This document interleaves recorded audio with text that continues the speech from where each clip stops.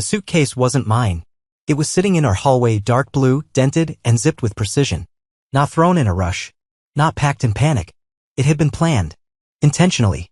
Quietly. I stood there in my socks, holding a dripping bowl of cereal, watching water collect on the hardwood floor while her suitcase sat like a message that didn't need words. No note. No call. Just her suitcase and a scent in the air I didn't recognize. Lavender and smoke. Someone else's cologne. Not mine. Never mine. The bedroom door was open. Too open. The kind of open that dares you to walk in. Her favorite necklace was gone from the hook. Her nightshirt, the faded gray one with the bleach stain, folded neatly on the dresser. That was the worst part. She folded it. You don't fold things when you're angry. You don't fold things when you're done. You fold them when you still want to look good while you destroy someone. I walked outside and sat on the porch in the rain like an idiot. The cereal soaked into my pants. The neighbors probably saw me, but I didn't care. I stared at her car's empty space in the driveway and thought, this is how wars begin. Quietly. Through organization. She had organized me out of her life. 3 days later, I saw the photo. It was sent anonymously, no subject, no message. Just a single email with a JPEG attachment titled, "Thought you should know.jpg." I don't even remember opening it. It was taken through a window. Blurry. But it was her. My wife. Sitting on someone else's lap. Laughing. Laughing. That's when I cracked. Not because she was cheating. Not because she left. But because she looked happy doing it. I emptied my bank account. All of it. Even the petty savings I was hiding for our anniversary trip she kept postponing. I vanished. I didn't storm out. I didn't smash dishes or scream or send a dramatic group text. I became what I always was to her in the end, invisible. I bought a one-way bus ticket to a town I couldn't pronounce and didn't want to. I left my phone on the bus seat next to a stranger and walked away while it rang. For a long time I thought disappearing was freedom. That turning myself into a ghost would finally give me peace. But ghosts don't rest. Ghosts remember everything. Ghosts still check shadows to see if someone's following. Because someone did. And months later, when I thought I'd buried every version of myself, she found me. And she didn't come alone. I was sweeping gravel off the front step of the shack I now call home when I heard the sound I never expected to hear again. Tires crunching slowly over the dirt road. Deliberate. Hesitant. Like someone testing the weight of their presence in a place they knew they didn't belong. It wasn't a local car. People here don't creep. They roar in pickups, wave with 2 fingers, and leave their engines idling. This car came in like a question. Soft, unsure, but loud enough to rupture the silence I'd built like a shelter around myself. I didn't even turn around. I just stood there, holding a half-broken broom, staring at a moth that had died on my windowsill overnight. And then she spoke. Darvin? Her voice was smaller than I remembered. Like she'd practiced it too many times and lost the confidence to use it. I turned slowly, unwillingly. And there she was. Triss, standing 10 feet away, hair darker than before, lips chapped, eyes haunted. She looked like someone who'd come to confess at a church that had already burned down. I didn't say a word. I wanted to. My brain screamed a dozen bitter lines. You packed your bags like a vacation. You folded your goodbye. You laughed on his lap. But my throat was full of sawdust and disbelief. I hadn't seen another human in over 2 weeks, and now the one person I tried to erase had the nerve to walk right into the remains of my exile. I know you don't want to see me, she said quickly, rushing the words as if speeding through them could protect her from my silence. I'm not here to fix anything. I didn't know what else to do. You disappeared.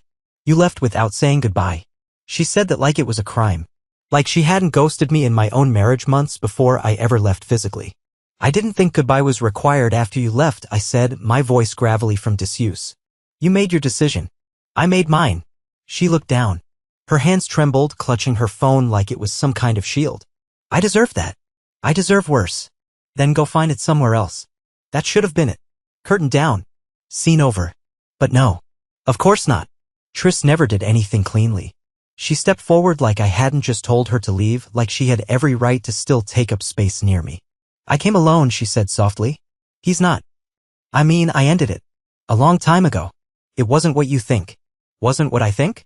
I laughed, a sharp, ugly sound that surprised even me. Do I strike you as someone who's been overthinking things the past year? Do I look like I've been sitting here with corkboards and red string, trying to piece together the mystery of how you torched our life? She flinched. Good.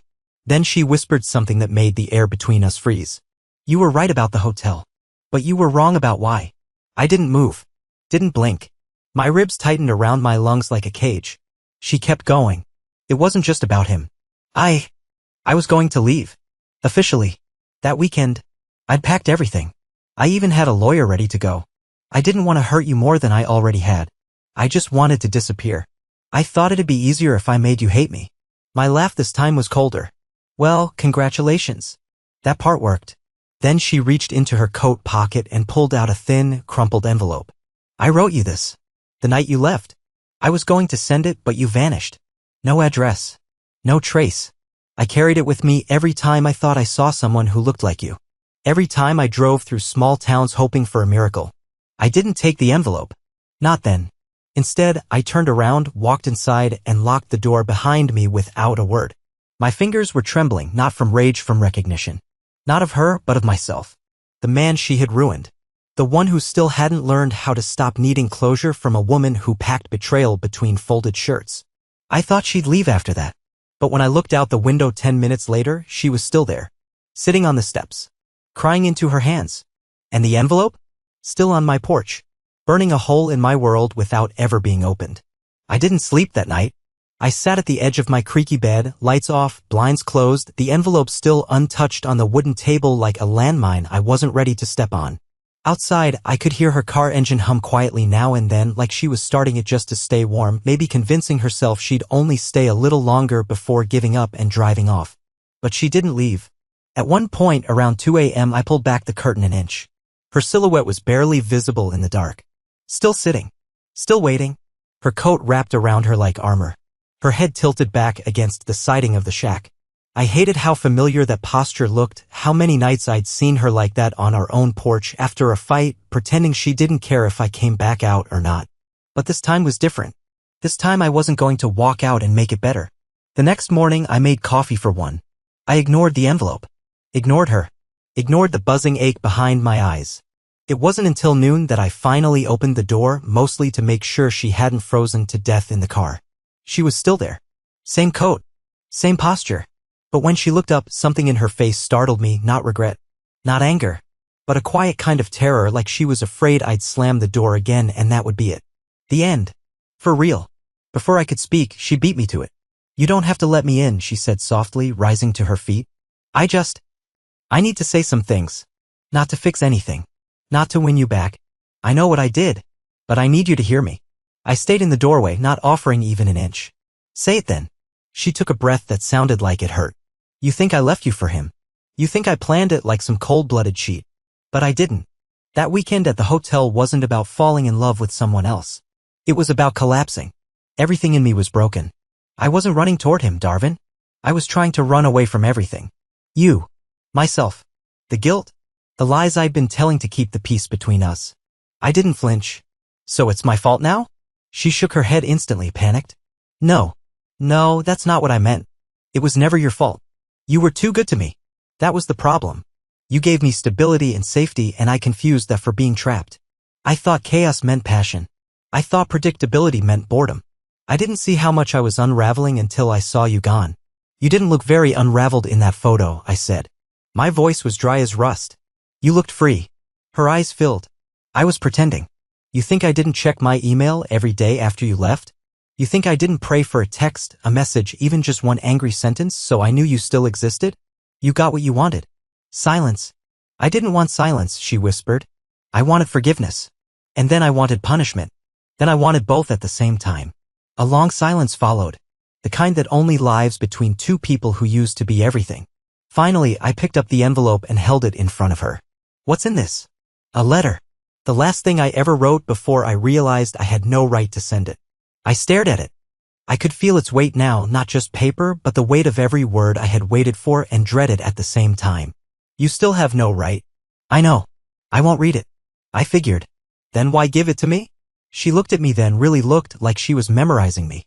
Because even if you burn it, even if you throw it in the sea, it means I still tried. And with that she turned. No drama. No last glance. Just walked back to her car, started the engine, and rolled away down the gravel road like a ghost that didn't know whether it should haunt or disappear. I didn't go after her. But the envelope? I didn't burn it either. I left it there on the table unopened because sometimes the scariest truth isn't what someone tells you. It's what you already know and aren't ready to admit. The envelope sat untouched for 5 days. Every time I passed the table, my eyes flicked toward it like it was some wounded animal I was afraid would bite if I got too close. I told myself I didn't care what was inside, that her explanations didn't matter, that I was free now, that I had rebuilt something resembling peace. But peace doesn't creak at 3 a.m. Peace doesn't smell like the paper of an unopened letter. Peace doesn't sound like her voice echoing in your skull when the wind shifts. On the 6th night, I broke. I didn't read the letter all at once. I unfolded it carefully, like peeling open an old wound. The paper had creases so sharp it could have drawn blood. Her handwriting was familiar but shakier than I remembered. There were smudges in the ink she'd cried while writing it. Somehow I hated that more than if she hadn't. The letter wasn't long, but it was brutal. She started by saying she knew she didn't deserve forgiveness, that she wouldn't ask for it. She just wanted to tell the truth before it buried her. Not about him, she barely mentioned the other guy. What she wrote about was me. She said I was always kind. Too kind.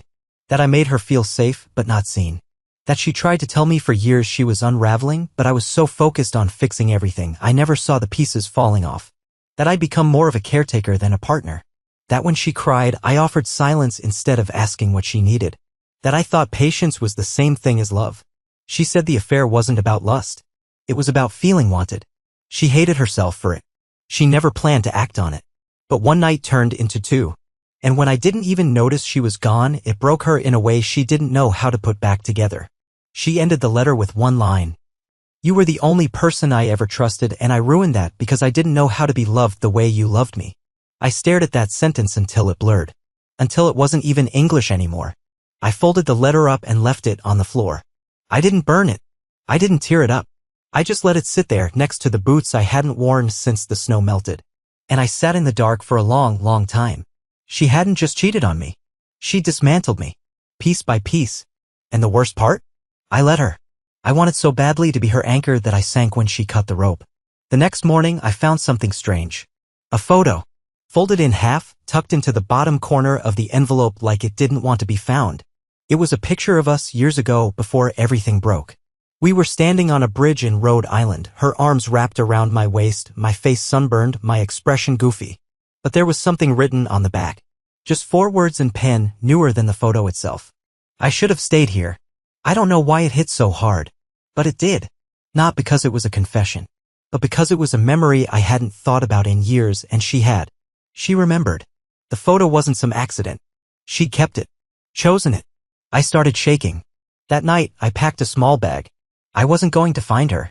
I wasn't going to fall back into her orbit. But I needed answers that couldn't be mailed. I needed to hear her say it again to my face, not through ink. Not on my porch. Not when I was too angry to feel anything but bitterness. I needed to know if she regretted it. Really regretted it. So I went back. Not home. Not yet. But back to the town I'd fled. Back to the place I told myself I'd never see again. It was like walking into a museum of pain. Every streetlight, every corner store, every smell felt familiar and toxic. I could feel my old self still floating in the air, the man she broke. I didn't tell her I was coming. But she was waiting. Somehow she knew. I didn't tell anyone I was back. I didn't even use my real name when I checked into the motel. I paid in cash, tucked my bag under the rusted bed frame, and sat on the mattress as the air conditioner hummed like it was trying to forget how to breathe. The walls were thin and smelled like detergent masking something worse. The kind of place you stay when you're running from someone or running toward them and not sure which is worse. I spent the first night doing nothing. Just sitting. Listening to every creak in the hallway, every drunk conversation outside, every TV flickering in someone else's life. I could have called her. I knew her number by memory even after all this time. I didn't need to look it up, but I didn't call. I needed her to feel it, the uncertainty. The silence she once weaponized. The next morning, I took the long way into town. I walked past the bakery where we used to get croissants on Sundays, the bookstore where she bought that dumb poetry collection she never finished, the laundromat where we once had a screaming match because she accidentally shrunk my favorite hoodie. Every street was soaked in memories I had tried to kill. And then I saw her. She was sitting on a bench outside the old co-op, hair pulled up, wrapped in that same green coat I remember hating because it always smelled like patchouli. She wasn't scrolling her phone. She wasn't crying. She was just sitting. Still. Like she knew I'd come eventually and had grown patient enough to wait. I didn't walk up to her right away. I stood across the street, hidden behind a parked truck, watching her like a coward. My heart was hammering. My palms were sweating. Every instinct screamed at me to turn around and vanish again. But my feet stayed planted. After 5 minutes, she looked up, and her eyes went wide. She didn't smile, didn't wave, didn't run. She just stood slowly like she was afraid she'd scare me off if she moved too fast. I crossed the street without a word. Stopped 3 feet away. Close enough to smell her perfume, different now. Softer. Like lilacs. Or regret. She was the first to speak. You came back. I stared at her. I didn't come for you. I know, she said, voice low. You came for the truth. I nodded once. We walked. Not far. Just down to the lake behind the town hall. A place we used to take the dogs before everything cracked. The water was still, the air cold enough to sting. We sat on a bench that had our names carved under it, D+T forever, childish and pathetic. It hadn't faded. Somehow nothing had. She didn't speak for a long time. Then, softly, you should hate me. I didn't correct her. Didn't argue. Because the truth was, I did. But it wasn't simple hatred. It was the kind that wraps itself around your ribs and doesn't let you breathe without pain. I've wanted to talk to you every day since you left, she whispered. I drove through towns I thought you might be in. I hired someone. He found your name on a boat repair invoice last month. That's how I knew. You spent money to find the man you cheated on? I spent everything. I looked at her. Really looked. And for the first time I saw it. She wasn't trying to fix the past. She was trying to crawl out from under it. I didn't love him, she said suddenly. I didn't even like him most of the time. But I wanted to be wanted so badly I let myself rot in the illusion. Why didn't you tell me you were unhappy? I tried, she said. But you were so busy holding everything together, I didn't want to be the reason it fell apart. I laughed bitterly. So you became the reason. She didn't flinch. Yes. Silence again. A heavy one. The kind you can't fill with apologies. I wanted to come here and scream at you, I admitted. I wanted to humiliate you like you humiliated me. I wanted you to feel the kind of silence I lived in for 10 months. And now, I just want to know if you ever told me the truth. Even once. She looked at me with eyes full of things I didn't want to see. Every time I told you I loved you. I meant it. I just didn't love myself enough to live like I deserved you. The wind shifted, and I realized something horrifying. I didn't feel vindicated. I didn't feel powerful. I felt tired. Like I had dragged myself across the country for a truth that changed nothing. We sat in silence until the sun dipped behind the trees. Then she reached into her coat and pulled out a folded piece of paper. What's this? I asked warily. My will, she said quietly. My throat tightened. What the hell are you talking about? I'm not dying, she said quickly. But I was. Back then. Slowly. Inside. And I wrote this because I didn't think I'd ever get to speak to you again. I took it. My hands shook as I held it. Read it or don't, she said, standing up. But whatever you decide after. I won't follow you again. And just like that she walked away. No look back. No second try. Just silence, the kind that doesn't beg to be broken. I didn't read it at first. The folded paper sat on the nightstand in that creaky motel room while I lay awake staring at the ceiling, counting the stains, replaying her words over and over like a broken cassette I couldn't eject. I'm not dying, she had said. But her eyes, they told a different story. Not of illness, but of someone who had already prepared for their own erasure. I finally opened the envelope on the 3rd night after waking from a dream where she was knocking at my door only for me to find no one there. In the dream, she had left her shoes behind. That part stayed with me. Like she had been planning to stay but changed her mind last minute. The letter was dated 4 months after I disappeared. She started with a confession. The man she had cheated with had been married too. I didn't know that. She hadn't told me. But it made sense, the way she always seemed nervous, the way she refused to name him. His wife had found out. Left him. Took the kids. And unlike Triss, she didn't ask for explanations. She simply vanished. Clean. Final. The way I had tried to. What broke me wasn't that Triss had destroyed 2 lives. It was what came after. She wrote that the man Shane, his name was spiraled. That he blamed her for everything even though they both knew better. That one night he showed up at her door drunk, punched the siding, called her names she wouldn't repeat. She didn't let him in. But he stayed. Slept in his truck outside her house for 3 nights. Then disappeared. 2 weeks later he was found dead. Overdose. She didn't write it dramatically. Didn't describe the funeral or pretend she was mourning. She simply said, I wasn't sad he was gone.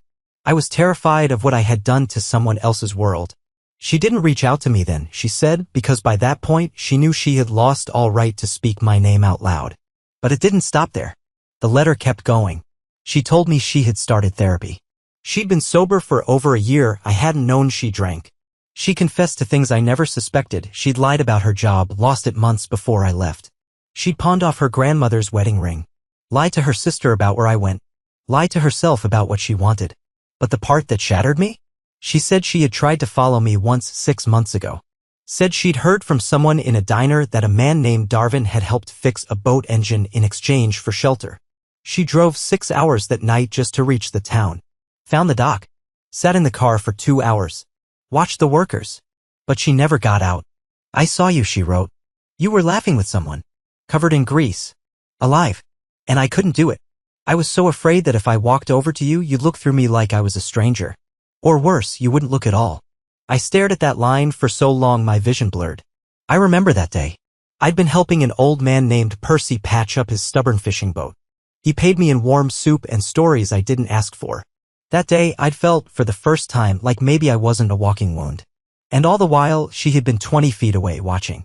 Waiting. Wilting in the shadows. She ended the letter with this. I never asked you to come back. I still won't. But if you ever wonder whether I understood what I broke, this is your proof. I loved you. And I destroyed you. I loved you. And I hope someday you can rebuild yourself without the echo of my failure haunting you. I folded the paper slowly. No tears. No outburst. Just a cold wave of something I didn't know how to name. Closure? Maybe. Grief? Definitely. But also something else. Something sharper. A hollow realization that after everything, after betrayal, silence, distance, we had both become people who couldn't be repaired, only replaced. Not with new lovers, but with quieter versions of ourselves. Ghosts that wore our names but walked differently. I checked out of the motel the next morning without a destination. Left the key on the counter and ignored the clerk's half-hearted, "Have a good day." I didn't answer Triss's calls. Yes, she started calling. Quietly. Once a week. Just a missed call. No voicemail. Like a tap on the shoulder from a dream you don't want to revisit. Then, 2 days later, I received a message I didn't expect. It wasn't from Triss. It was from her sister. Just 5 words. You need to come now. I stared at the message from her sister, Elise, for nearly half an hour before I did anything. It was short. Cold. No punctuation. Just 5 flat words that somehow felt heavier than the entire letter Triss had left behind. You need to come now. It didn't say where. It didn't say why. But it didn't have to. There was only one place it could mean. I hadn't spoken to Elise since before everything unraveled. She was the one who told Triss not to marry me. Said I was too soft. Said I was the kind of man who'd forgive the unforgivable and that made me dangerous to someone like her sister. I used to hate her for that. Now I just wondered how long she'd seen the end coming before we did. I called her back. It rang once. She picked up and spoke immediately. She's in the hospital. My chest hollowed out. What happened? There was a pause on the other end. Then, she collapsed. No one found her for 2 days. I only knew something was wrong because she didn't respond to my texts. And her neighbor said her lights had been off since Thursday. She's stable now. But she's not really speaking. She just kept saying your name. I couldn't think. Couldn't move. She asked for me? I finally choked out. No, Elise said flatly. She whispered it. Over and over. Like a chant. Like she was trying to call something back from the dead. I didn't ask what hospital. She knew I'd come. The drive was long, longer than it needed to be. I stopped 3 times, not for gas or food, but to breathe, to think, to scream silently in rest-stop bathrooms. Because part of me was furious that she still had that power. That after everything, my ribs still clenched when I heard her name. And yet the other part, the one I tried to kill with silence and time, still wanted to know if she was okay. Still needed to see it. I arrived just after sunset. The hospital was smaller than I expected. Rural. Quiet. The kind of place where patients are known by first name and no one ever gets discharged without a nurse hugging them goodbye. I found Elise in the hallway outside the room. Arms crossed, dark circles under her eyes. She looked older. Or maybe I did. Or maybe pain just makes everyone look like they're fading. She's inside, she said, nodding toward the closed door. She's not really present, but she's awake. What happened to her? They're still running tests. Something with her kidneys. Dehydration. Stress. Malnutrition. They said she's been living off canned soup and black coffee for months. I swallowed hard. You want the truth? Elise asked, softer now. I didn't answer. She's been unraveling since you left. Not because she wanted you back, that came later. First, it was just guilt. It hollowed her out. She thought punishing herself would fix what she did. Thought being alone was justice. She lost her job. Sold everything. Barely eats. Barely sleeps. And the worst part, Elise looked away. She never once blamed you. Not even when I did. Not even when I said you were cruel for ghosting her. I wasn't cruel, I whispered. I know, she said. You were broken. I nodded slowly, then pushed open the door. The room was dim. She was curled on the bed like a child, wires taped to her arms, for running slowly. Her eyes were half open, staring at the ceiling like she was waiting for it to answer a question she hadn't dared to say out loud. She didn't move when I stepped in, but she blinked once, then again, then softly, barely above a breath. She said, "You came." I didn't reply. I pulled the chair up beside her and sat down. For a long time, I didn't speak. I just watched her, not in judgment, not in pity, but in awe of how far someone can fall before anyone notices.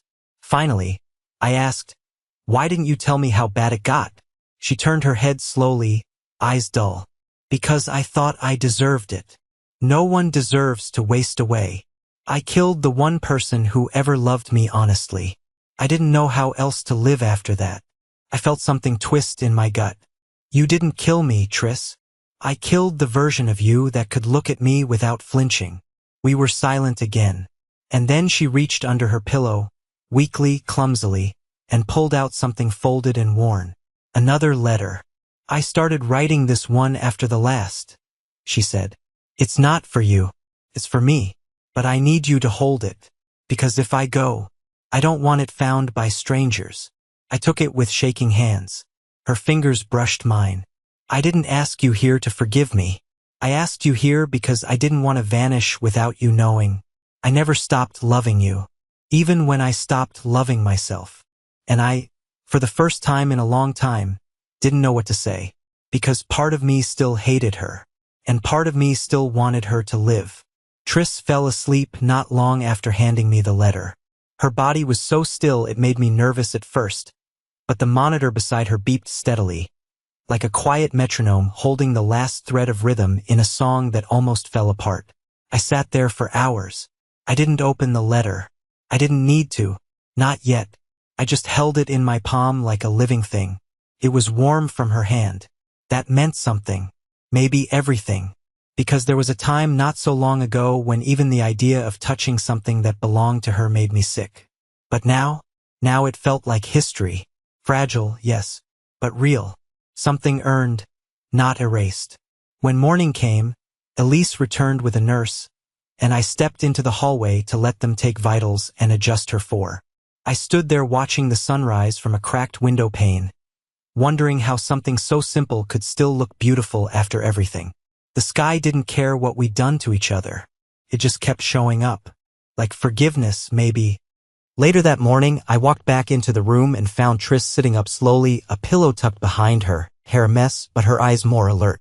"I'm not going to die," she said, her voice dry but steady. "I didn't think you would." "You should have," she said with a crooked smile. "Would have saved you a lot of guilt." "I'm done carrying guilt that doesn't belong to me," I said. And I meant it. She looked at me for a long time, no tears, no speeches. Just a long, knowing look. "So what now?" she asked.